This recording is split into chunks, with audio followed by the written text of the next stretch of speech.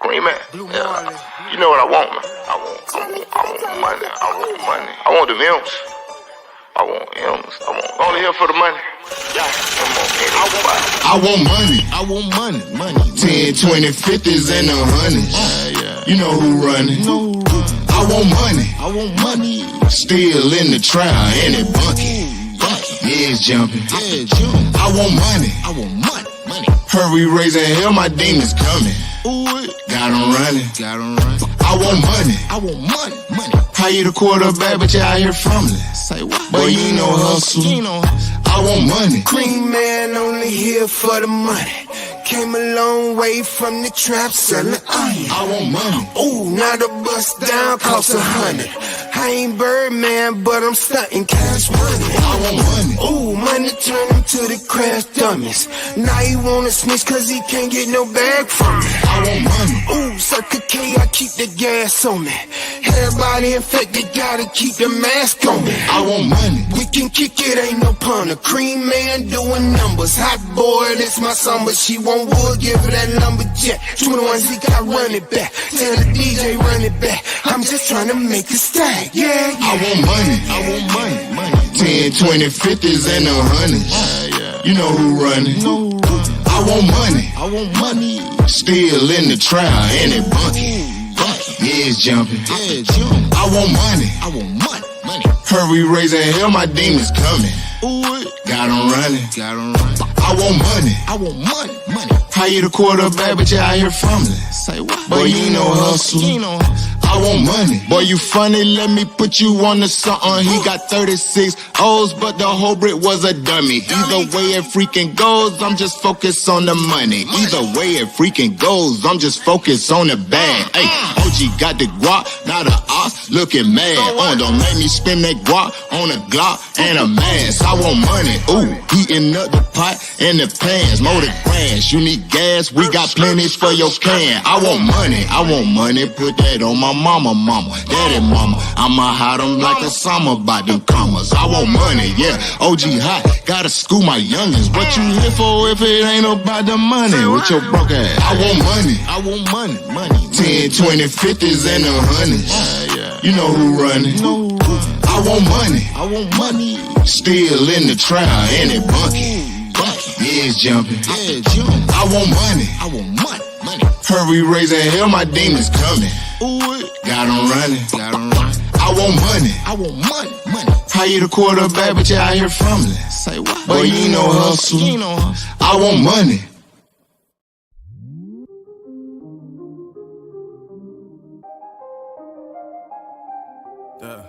Running up the check, yeah. Stepping on they neck, yeah. Haters popping off, I don't feel a threat, yeah. That'll come correct, gotta get respect. I was born for this, I will go to war for this. I throw every feeling possible right out the door for this. I'm a savage, 21 savage, Kaepernick, no Afro pick. Taking over, no apologies, I'm killing all this shit. Listen. I told you I'm a savage, but you wouldn't listen. I came to take over the whole game, that's my mission. Carrots Jordan, motherfucker, now pay attention. Now that I got your attention, let me complete my sentence. Born in the slums, I hustle for crumbs, I saw for days. Now it's time to get paid, dug into my last days. Streets made me a menace, mama didn't raise no fool. Bottom line, you course was mine, homie, I eat your food. I ain't with that mumble shit, the only thing that mumbles quick is when I put that muzzle on that bitch and I squeeze that shit. Yeah, I'm insane. Nigga, crazy and I'm cool. Split personality, I don't know who's who. Screws loose, so watch what you say to me. I will snap out, I'm a New York, Jersey nigga. But now I wanna run the South. It's not where you from, nigga. Right. It's where the fuck you at. So I switch that NY and flip it to a Braves cap. Running up the check, yeah. Stepping on they neck, yeah. Haters popping off, I don't feel a threat, yeah. Better come correct, gotta get respect. I was born for this, I will go to war for this. If you standing in my way, you gon' be on the floor for this. I'm a savage, 21 savage, a grenade without a pen. Taking over, no apologies, I'm killing all this shit. Listen, first off, you don't know who you fucking with. That nigga KJ here bust quick. Better watch what you say when you run your lips. He's crazy in the range, you don't give a shit. Pop pills, that boy is so ill. Disrespecting, you get killed. Spit like the pipe with the DC sniper to the bitches I Wesley pipe, yeah. You don't want it with the kid from Jersey. Better pray to the Lord for some mercy. Cause when I come with fire. Stop putting on your rap shoe lighter. You ain't never do a big, you a bitch nigga. You be lying in your rap, you ain't rich nigga. You don't want no war with the kid nigga. I run up in your motherfucking crib nigga. I kill you, and leave no witnesses. And write a book about it like O.J. Simpson did. I'm a savage nigga. I am out of my mind. I'll hunt you down if you got diamonds that shine. I'm on my grind, nigga, so don't you waste my time. And if you disrespect the king, you know you cross the line. I see you haters, nigga. I hear you haters talking. You gonna end up 6 feet deep in the fucking coffin. I'm about my paper, I'm about my Striller, I'm counting figures. I seen the cross in your eyes, that's why you switch, nigga. Oh, you a bitch, nigga. I'm counting chips, nigga. You keep on chasing ass, I'm getting rich, nigga. Running up the check, yeah. Stepping on their neck, yeah. Haters popping off, I don't feel a threat. Let it come correct, gotta get respect. I was born for this, I will go to war for this. I throw every feeling possible right out the door for this. I'm a savage, 21 savage, Kaepernick, no Afro pick. Taking over, no apologies, I'm killing all this shit. Hey.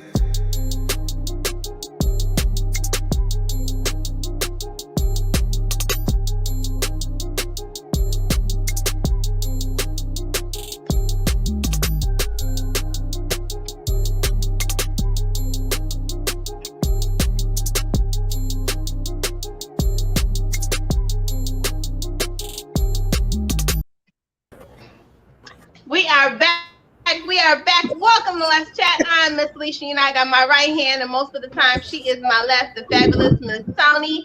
Hey, T. Hey, Lissha, girl, how you doing? We just had a great interview with Miss Reese, so make sure you checked out those archives. She was awesome, Lissha. I so enjoyed it. Absolutely. Y'all know, did y'all subscribe to our YouTube yet? T, tell them what they need to do. You just head on over to youtube.com, look up Let's Chat with Miss Toni and Lissha, and remember to subscribe and also hit that bell, that notification bell, so you guys can be notified each and every time a new episode of Let's Chat Live has been uploaded. So make sure you join us. And we have our next fabulous guest coming to kick it with us in the chat room. Fabulous the fabulous Anna Black. Hey, welcome. Hi. Hello. Thanks for joining us. And I'm going to say reintroduce yourself. I want you to tell everybody a little bit about your literary journey and your work, because you've been in the industry a while and you've written many books. Mm-hmm. Yes, I debuted my first novel, Now You Want to Come Back, in 2008. And here we are, 13, 14 years later, if I'm doing my math right. I am 36 books in. Wow. That's including collaborations, short stories, anthologies, and standalones and series and all that good stuff. Mm-hmm. Absolutely. Now, a Black woman that can write is very powerful. What does that power of the pen mean to you? For me, it's a escape. I like to give my readers, a release or a way to get away from the day. You know, sometimes you come home and you're like, oh my God, what a day. But when you pick up my book, I just want to take all that away. It's just like a Calgon version in paperback. So I just aim to just get my readers away from everything else that's going on and create a fantasy, that will give them like a little peace. My books do have a little drama in it though, but at the end, most of my books are happy endings. So that's what I like to say is my power, the power of release or escape. Absolutely. Wow, and that is powerful. No, I want to say, that when you said you wrote the book, Now You Want to Come Back, and the year you wrote that, I read that book when it came out. And sometimes you can just hear the title and you can be brought back to, you may not have full recall, but you have some recall. And there's been hundreds, if not thousands, of books in between me reading that book and now. So, that also speaks to the power of the pen, Leash. That gap. Like I keep said, it it could be relevant. exactly. Yeah. So when she When brought your up book that has its title, own lane. That's she right. brought up that I'm like, I read that book. It's so crazy that was like my most popular book, my best-selling book, and I can run into readers now anywhere, and they were like, "Oh my God, what's going on, Layla and Rashawn?" I'm like, um, like, well, I don't know. It's been so long since I wrote about those characters, but I Right. know them, of course, because I created them. But nothing's going on, and everybody still want to hear something more. And I like, maybe you can bring Deja back and have a storyline for her. And they throw me all these ideas, and I'm like, okay, that's a good idea, but I don't know. So that book is still one of my greatest, one of my most popular and best selling, and I'm grateful for that. Absolutely. Absolutely. Mhm. Now, we always talk about a goal moment here, and a goal moment is when thought and execution come together. A lot of times, we're really mindful about how we pour into other people, how we speak to them, how they speak to themselves. But when we deal with our own self and the things that we kind of want to do or not want to do, we do it in lack. We give ourselves excuses why we can't do something. And we tend to walk in fear a lot of time. I want to take you back to 2008. What was your goal moment that said, I'm going to do this? I can honestly say my best friends and family. My best friends mainly. My best friends, Dominique and Shonda, they are like my biggest fans to date. Dominique is not a big reader, but best believe she got all of my books. But my girlfriend Shonda is an avid reader, and they kept encouraging me, kept telling me, "You should publish." They like when I read your stuff, I'm thinking I'm reading Kimberly Lawson Roby or Eric Jerome Dickey. They were like, "You compared to these people," and I was like, I lack confidence. I'm like, no, this is a hobby. This is just something I do to get my mind off of this and the other. And by book 5, my girlfriend was like, look, find a way. I'm going to find a way for you. And they all like, and I went through this prepaid publishing company where my girlfriends donated cash to get me going. Mhm. So that was just my friends were my biggest like fans, and they just kept pushing me to do it. I was Mhm. afraid to death. I lacked confidence. I'm like, they only saying this shit. Oh, I'm sorry. Can I say shit? Can I say You shit? can Yeah, say you I can. was what? like, You gotta okay. say what, yeah. I'm like, they only saying this shit because they're my best girlfriends, but I'm glad I did it. I'm glad I listened because the feedback that I got from Now You Want to Come Back was so inspiring. I was like, oh my God. Mhm. And I really thought that was a fluke. I was like, okay, let me put out something else and see what they Mhm. say. Mm-hmm. Then when I put out something else, I was like, okay, well, maybe this is my calling. Maybe I am truly a writer. Mhm. And, it was mainly my two true blue girlfriends. They really pushed me to do it. So I'm grateful. But that Absolutely. speaks to the point that Leisha made about, that go moment, as well as, that power of your pen. That go moment, people saw in you what you really didn't see or didn't want to see within yourself. And that's to Leisha's point where, sometimes we do need that push in order to receive our go moment and to walk in it. Yeah, Hmm. absolutely. Now, how has your pen grown from the very first time you picked it up to now? Oh my Lord, how have I grown? I have grown uh immaculately. I mean, tremendously. I mean, from book 1, when I had no idea or clue what I was doing, I was an avid reader, so I just kind of mimicked what I read. I was Hmm. a big Terry McMillan fan. Kimberly Lawson Roby, Zane. I just kind of mimicked the format. Didn't know that outs and ends, never had a writing class or course. And I just, kind of went with it. And then after I decided to publish, I was like, before I publish, maybe I should try some workshops or whatever. And I felt like, okay, they taught me a little bit, but they didn't give me no grit.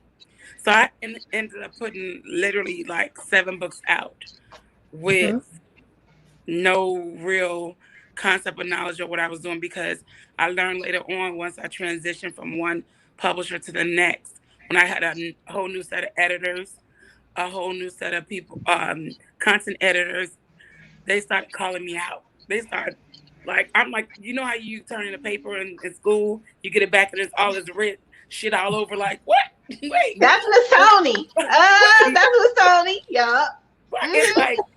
It's like I'm thinking like, man, I got 7 books out. How dare you tell me? She said the audacity. How dare you send me all these red marks? This was my best stuff. And she probably just took her sweater and was like, and I'm telling you, now you want to come back.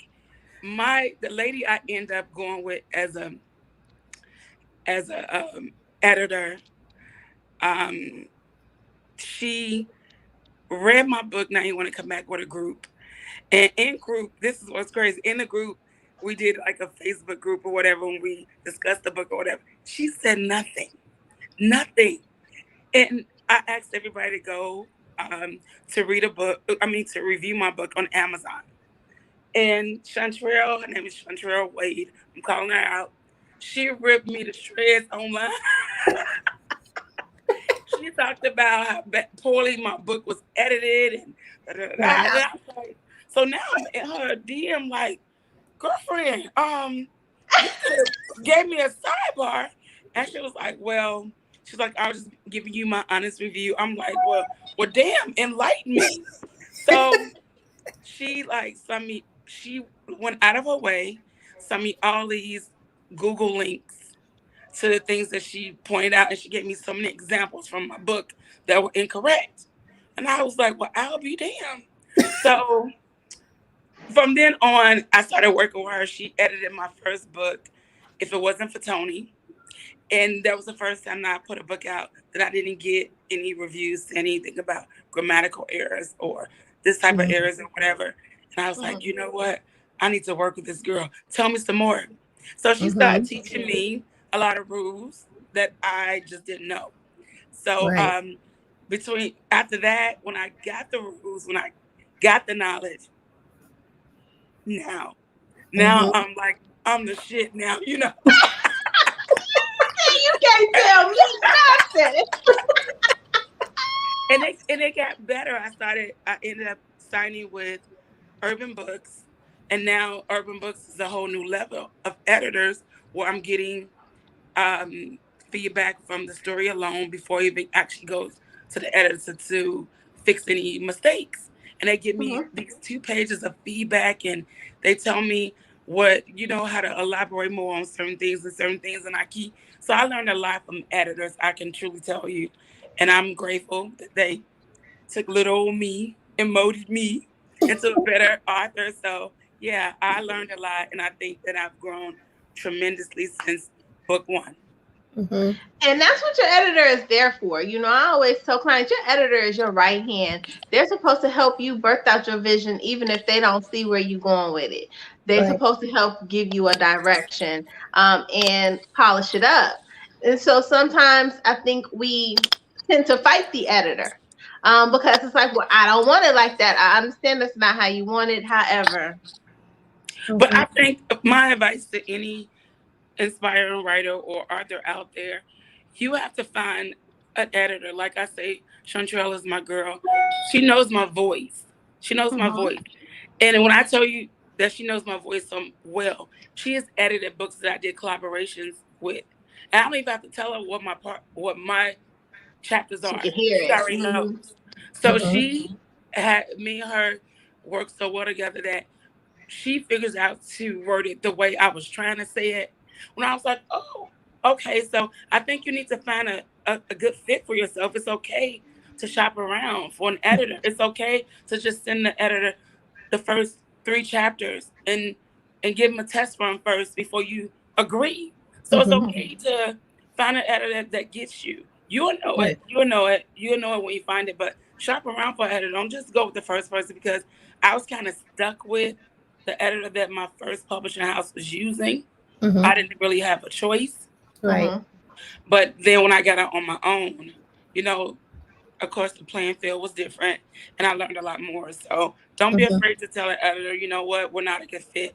I'm going to continue to look for someone else. And that's true, you know, because I'm an editor as well, at least you was and talking about, but you also want to make sure you get someone that's going to, like you said, teach you, you know, and know what type of editor that you're getting. That's first and foremost. You know, what type of editor are you looking for? And like Lissha said, an author and editor, they go hand in hand. You know, that's their right hand. So it's so important, you know, to not skip the editing process, no matter where you go. It's definitely not, you know, it's not. And please, and people, artists out there, please don't let your English teacher or your professor at the college know. Get you a true editor. The editing is the meat of your book. I don't care how great your story is. If it's poorly edited, it was a waste of time even putting money or anything into it, because your book is gonna die if you don't have a good editor. You know, I think it was Victoria Christopher Murray, Lissha, or one of them, either Victoria or Joylyn, or someone said, if you don't have money for an editor, your book is not ready to be released. One of them said that to us. That sounds like something that Joylyn would say. It does, right? I think it was Joylyn. E and Joy. And I mean, and that's true, because, you know, a lot of times you're writing, people try to cut corners. And you can cut corners, but some places you cannot. And the content of your book is one of those things that you should not cut corners with. And yes, I absolutely agree with both of you guys that, you know, test out the editor if you're not sure. Make sure that you've got that editor recommended a couple of times. You know, that means that multiple people have experienced their work. And it's more than just going on Amazon and pulling a book that they did. Because you want to know that they have that word of mouth going as well. You know, editors tend to be in the background, and they're a little quiet sometimes. So you have to have those people that are passing their word and their name around, because then you know that it really stands on something. So I definitely agree.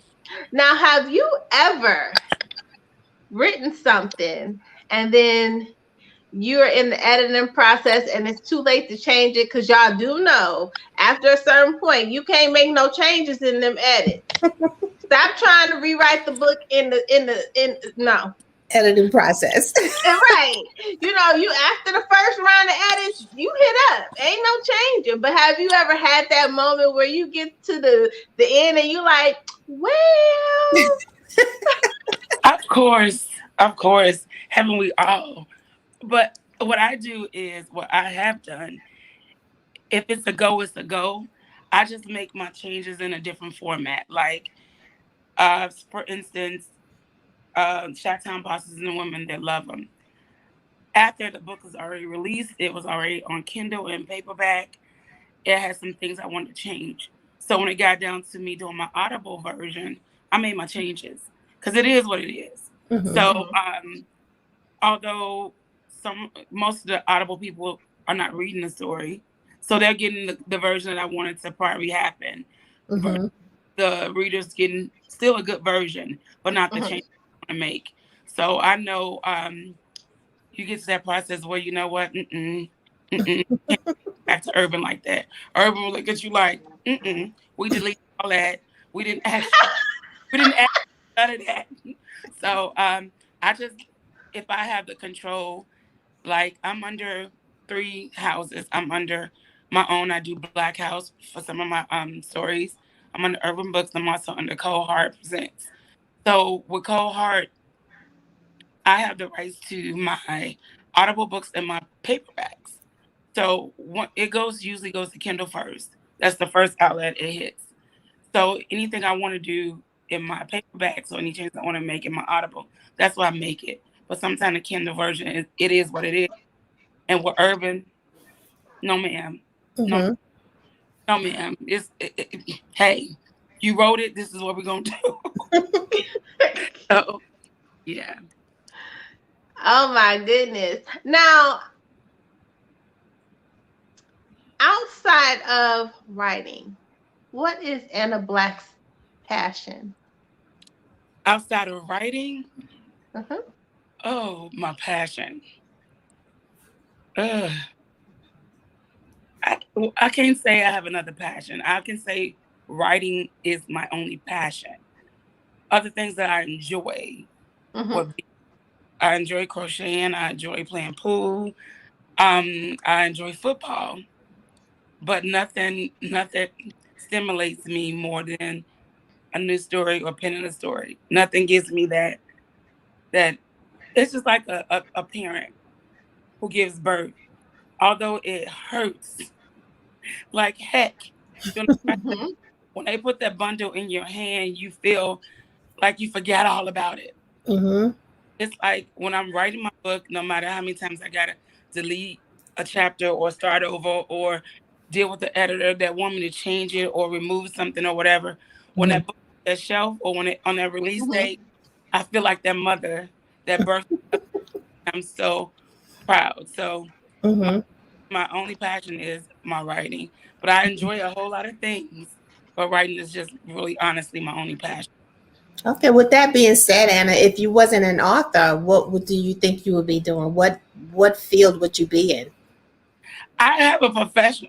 I am a general manager for hotels and hospitality, and I have been doing that for next month. It will be 22 years. Oh, Wow. wow. I have been in the hospitality industry for going on 22 years. I've been a GM now for 11 years. Mm-hmm. Would I trade it some days? But I enjoy it. It definitely keeps me going. It's a demanding job. I sometimes I work a lot more than I like to. That's my other thing. I enjoy hotel hospitality. I enjoy taking care of people, helping people, especially meeting people. And now I'm traveling with it. I'm a traveling GM now. Mm-hmm. I get to go to different cities, different states, and meet all these people. So it's exciting. It's very. Mm-hmm. I'm getting tired of it quick though. I think because I'm more homesick and I miss my bed a lot. Mm-hmm. Um, Mm-hmm. I'm a GM, general manager for hotel hospitality by day. Mm-hmm. But I'm sure you can get a lot of stories from a job like that. I'm sure you come across some of any and everything that people You can't know she be even telling the imagine. business. She like, listen, room 301, page 45. I, I know y'all. It's not that writers are nosy on purpose. It's Yes, just that yes, our yes, antennas they are are. It always up. happens. It's always up. It's like even if when you're in a restaurant or even if you're in a bathroom, somebody's on their cell phone just talking loud, you like, oh, Mm-hmm. Mm-hmm. That's Oh yes. we can't help it. And then you have to say, I don't mean to be in your business, but Need to be in your business. I will be in your business. And you know what's so funny? My very first profession, years ago, I went to hair school. I was a hairdresser for 5 years before I started doing this. Mm-hmm. And your hairdresser is your therapist, your That's best right. friend. So I had all kinds of material from being a hairdresser. I mean, like, if some of my clients I haven't seen in probably over 20 years might read my book, be like, I know this heifer didn't put my business in this book. Oh, yeah. It's I so love true. it. Now, if you could drop some jewels, you've been in the industry so long. If you could drop some jewels on up and coming authors, what would those outside of the editing jewels you've already dropped? What jewels would you drop on them as they pursue this journey? Patience, Mm-hmm. patience, patience. Patience. I've been in the game for a while. I have several titles under my belt, and I'm still not where I think, well, not where I think or where I would love to be. There's still Mm-hmm. some growth for me. I still have billions of fans that haven't even touched my book yet. See, one thing about books and movies, once they release, they never grow old. Because although Say Now You Wanna Come Back came out in 2008, it's a lot of people turning 18 this year might read that book. So books never get old. My thing is patience. I come into a lot of new authors that they're anxious, excited. I get it. And they just like, I know my book is gonna do. Listen, I don't want to bust your bubble, but this is a saturated industry. You can go on Amazon now and throw up a 3-page of anything or whatever. So just be patient, stick with it, don't give up, and keep on branding yourself. Keep branding yourself. Keep hustling. It's not an easy field to be in because anybody named Mama got a book. Anybody named Mama. As soon as I tell somebody I'm an author, the first thing I hear, oh, if I told you my story, listen, there's nothing new under the sun. Your story has happened to a zillion other people that you just don't know. And the only thing different about your story, you're going to tell it the way it happened to you. But it's the same story. So my thing is just be patient, relax. You will get there. What's for you is for you. And don't look at the next author and what they're doing and what they got going on.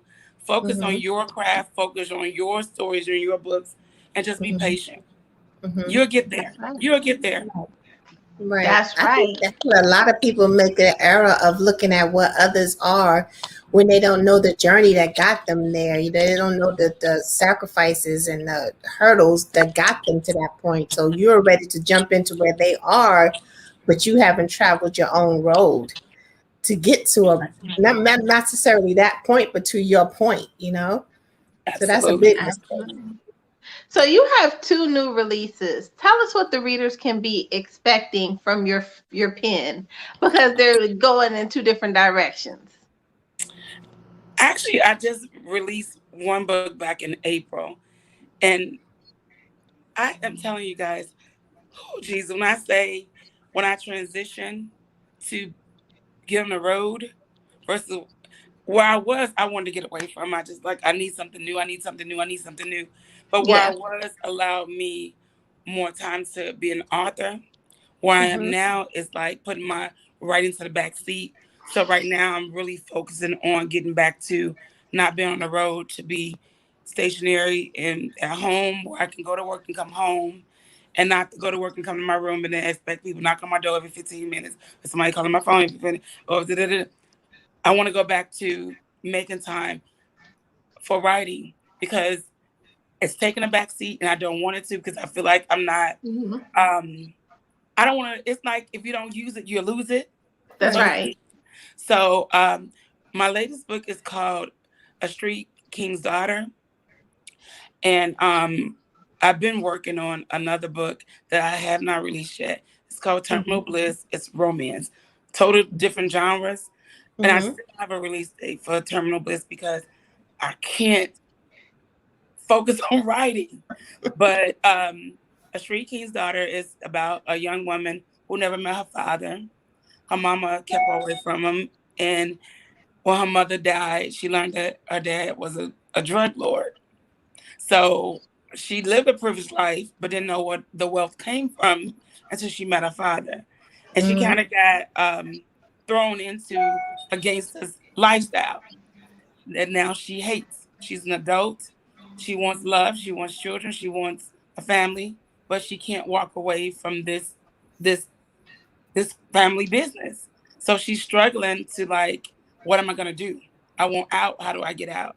And now that her father's health is failing, she's thinking like, how can I transition? So she struggles with not letting her father down, but still moving forward with what she wants now. It was supposed to have been a full-length novel, but due to time constraints that I was late, it ended up being more like a novella or say a short story.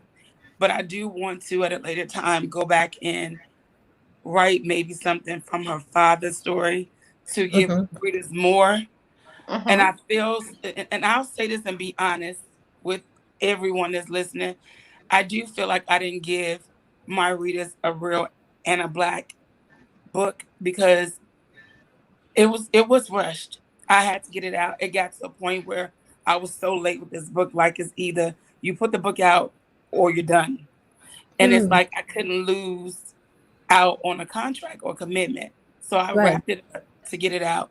But trust me, readers, I'm going to give you more. I'm going to double back to that book and the characters and give you like a book where you're getting some backstories and then some forward. So I'm getting back to that story and I'm going to give y'all what y'all deserve because I don't want to let my fans down at no time. But that book was really kind of a book where I was under such a time crunch that I had to get it out. Absolutely. But it's still enjoyable. I don't have any horrible reviews. My readers still support it and they still love what I gave them, but I know I could have given them more. Listen, you can write on the back of the paper sack and they're going to be like, girl, did you see that? She put P and N. Did you get your cookie? I sure did, girl. I saw it. Did you see she put On the a little P? She paperback. had the little N with a hook on it. Yes, girl, I saw that. And then they done ran with it. So it don't matter. You can write on the back of the bag then and put it out there for 99 cents, $2.99, $10.99. They're gonna be like, nope, it was $15.99, and I enjoyed every minute of it. Yes. That's absolutely true. But I can tell you, I if it wasn't for readers, I wouldn't exist.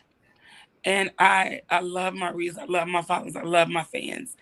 And when I do anything, I try to give it my all, I give it my best. And it's not saying that this is my worst work, because it's not. I had some books that I worked a long time on that probably got less stars than this one. So it's not my worst work, but I know that I wanted to give more, and the book not just didn't do that. Absolutely. Right. I understand You know, that. Lissha, and I say here on this chat that those true readers of yours, they feel your pen. You know, they feel what you're feeling as you're writing that story. If you feel it may have been rushed, then you may have some readers that, you know, well, maybe this was rushed a little bit, but they are in tune to you and your pen, and they will always be there to support you. But they feel you. You know, they feel you and your pen. Absolutely. And she's going to be in the clubhouse when we talk about next Thursday, when we talk about the essence of an author's pen. Because essentially, if you're a reader, that's what you're experiencing, the essence of who they are, what other people don't see, what they don't say. You experience all of those hidden things, feelings, emotions.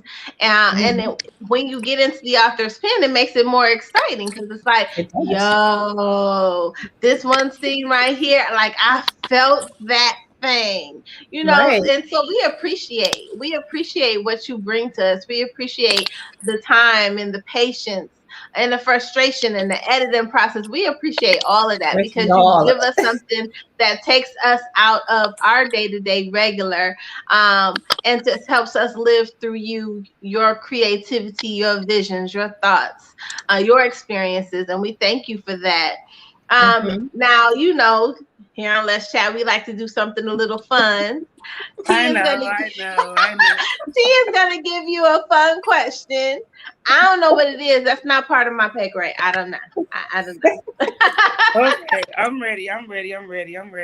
Well, Anna, you know, you are always welcome here on Let's Chat. Lissha and I so appreciate you and all you do to the literary world. But, you know, we're coming out of this pandemic slowly but surely. You know, the world is opening up. Now, you have one thing that you have noticed over this 15, 16-month period that the world lacks. What would that be that you want to insert into the world, and why?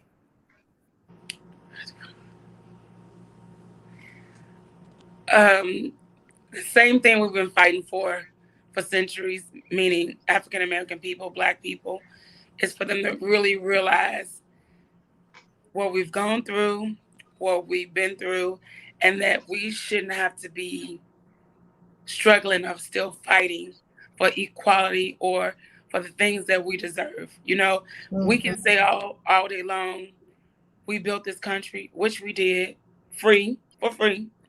I just wish that I can really, truly let white America, all white America, because some do get it now, but some are stiff necked, some still don't get it. If I can just really open their eyes to see that they really need to change and stop this foolishness and leave us alone on the street and let us do all the things that you guys have been doing for centuries. We want to leave generational wealth, just not riches. You know, we get it. Y'all don't want to give us our 40 acres and a mule. We're over that. But fix the other stuff. Fix it. So if I had a wand to wave over white America to make them get it and let them know that we're not just out here crying and blowing horn. And I'm tired of them telling us to just pick ourselves up by the bootstrap. We hustle. We hustle. We still exist today because we are hustlers by nature. We don't give up. So they need to get what they've been doing for so long is so wrong and fix it. Fix it. Stop saying what I didn't do, because you guys are the recipients of your ancestors. That's why y'all have more. And we're the recipients of our ancestors. That's why we have less. Get it clear. Right. That's the only thing I can say.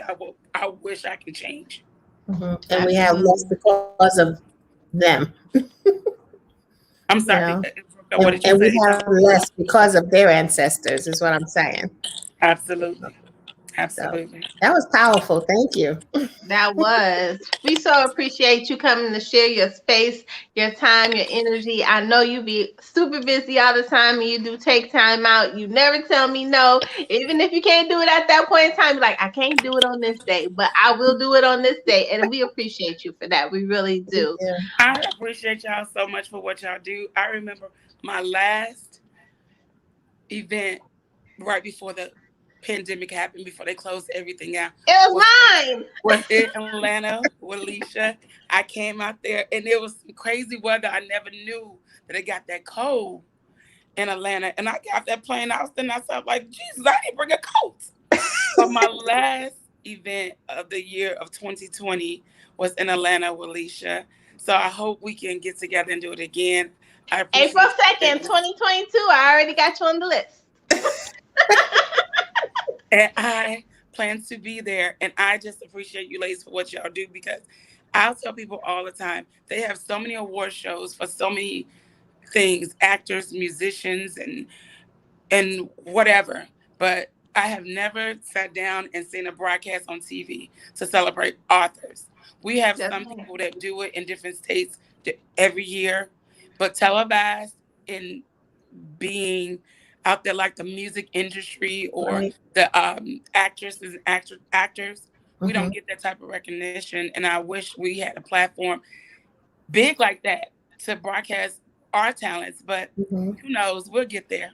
That's right. Absolutely. We say the same thing. Lissha and I say the same thing. You know, if you look at TV, who do you think write those shows? Authors, movies, authors. Yeah. So they do deserve their just due. We totally agree. Absolutely. And then actually Vision and Books for 2022, I'm going to do a few things a little different. We're going to have some short little sessions or segments. I don't know what I'm going to call them just yet, because there are a lot of authors that want to do certain things and they need to know how to maneuver in that realm. And so that gives those authors that are part of the event that have conquered that point the ability to give back and to share their experiences. So I always love to give an education portion to Vision and Books, so that's going to be part of that. I don't know, it might have to be a 2-day event. We'll see. But yeah, I'm working that out now. But I appreciate you. It just so happened I went to an event and I saw Rodney Perry there. And Rodney Perry has been on our show before. But I had never met him. So I met him at this particular event, and he went to another event and he told Anna about my event, but he didn't know I was already familiar with her because I had worked on another project, which was one of her books we had to read. And she is so awesome. When I say dope in real life, That's her right there. Thank you. Thank you so much. And we so appreciate you. You know you are welcome here anytime. We want you to shout out all of your social media where everyone can get your books and any events that you have coming up. Right now, 0 scheduled events. No, take that back. I'm lying. My next scheduled event right now is going to be in August in Chicago. You can check out my Facebook or my website. It will be posted. I'm doing Jessica Watkins event in Chicago in August. That's the next thing that I got scheduled. If you go to my website, www.annablackbooks.com, all of my links for social media are there. I'm Anna Black 72 on Twitter, Anna Black 72 on Instagram, and just look up Anna Black on Facebook. I got like 3 pages, I believe, on Facebook. So, and if, like I say, just my website is the easiest place because you can just click the links and you can follow me. Awesome. Well, thank you so much, Anna. We so, like Lissha said, we appreciate you, and we appreciate everything you do for literature and beyond. You ladies are beautiful, and I thank y'all too. And we'll see each other again soon. Absolutely. That's for sure. Thank you so very much, Anna. Yeah. Bye, guys. She's awesome, Lissha. Yes, she is, y'all. She is super awesome. And I'm so glad that she always takes time out of her busy schedule to even be able to assist in anything that I ask. Most of the authors that come on our show are like that, and we appreciate them for that. You know, we started off with authors. You know, that's our core. You know, we've expanded to so many different things. You know, we talk about building great brands. We talk about life. We talk about books. We talk about some of everything, and we've had some of everybody on our show, and we appreciate every guest that we've had. We thank y'all for kicking it with us on today. Don't forget the 24th, next Thursday. Let's Chat is coming to Clubhouse, y'all. We're going to have a fabulous panel discussion about the essence of an author's pen and how readers experience it and the process authors go through to bring that to us. So we hope you see you guys there. Make sure you follow me and Miss Toni on Clubhouse. Follow us on Instagram. Follow us here on Facebook. Make sure you check out our YouTube as well. We thank you guys, and we will see you guys next time. Bye. Have a great evening.